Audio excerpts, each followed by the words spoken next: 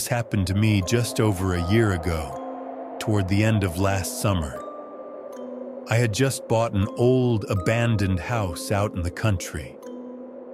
Things hadn't exactly gone great for me in the city, and to be honest, I was too embarrassed to move back in with my parents. There wasn't anything particularly special about the house, other than the fact that it was located in a really quiet, secluded area. From what I was told, a young married couple used to live there, but for reasons unknown, they just up and left. The place was definitely a fixer-upper. There was no cell service, no internet, no TV, but honestly, I couldn't expect much more for the price I paid. And part of me was kind of excited about finally living off the grid, at least for a while. The second night is when everything started. I was still struggling to sleep. You know that weird feeling when you're trying to relax in a place that's still unfamiliar? I figured that was all it was. But something else was keeping me up. Something I couldn't quite explain. I kept telling myself it was nothing, just the usual sounds of the village at night. But eventually, my curiosity got the better of me. I got out of bed and walked over to the window that looked out onto the backyard. At first, everything seemed normal. The same old cloth hanging from the clothesline, just like it had been since I arrived. And then I saw a black cat. It was just sitting there, but from where I stood, it looked like it was staring straight at me. But just as I was about to crawl back into bed, I saw something I hadn't noticed the night before. A scarecrow. Out in the middle of the field. I didn't think much of it at the time. Maybe it had been there all along and I'd just overlooked it. Still, something about it didn't sit right with me. The next morning, while cleaning up the mess the cat had made, I remembered the scarecrow. I tried to get a better look, but from where I was standing, I couldn't see much. So I just let it go and focused on getting the house in order.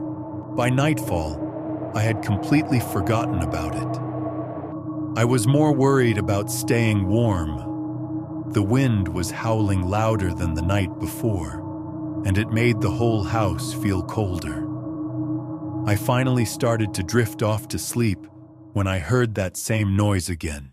Rustling, scratching, something moving outside. I figured it was the cat again. But when I looked out the window, the backyard was completely still. That's when I noticed the sound wasn't coming from the yard. It was coming from the field.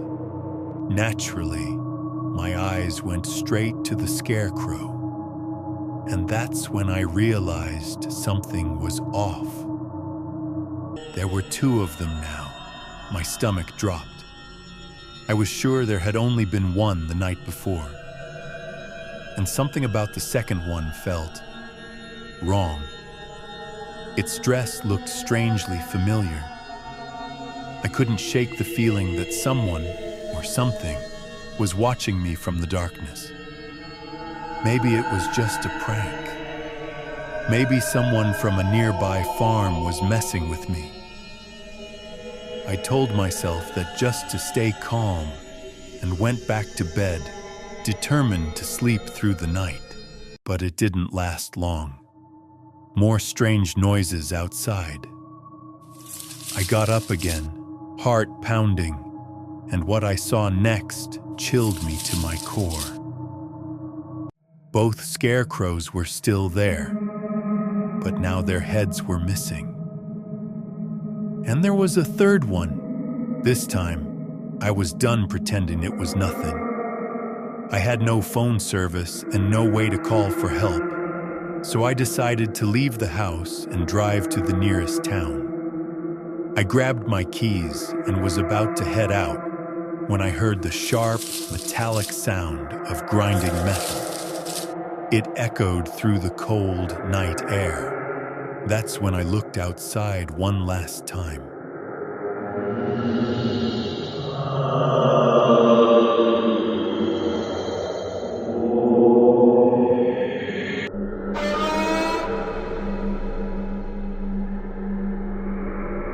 One of the scarecrows had moved. It was standing closer to the house, and it was staring straight at me. I didn't wait another second. I jumped in my car and drove off as fast as I could, not stopping until I was at least 5 miles away. I've never gone back to that house.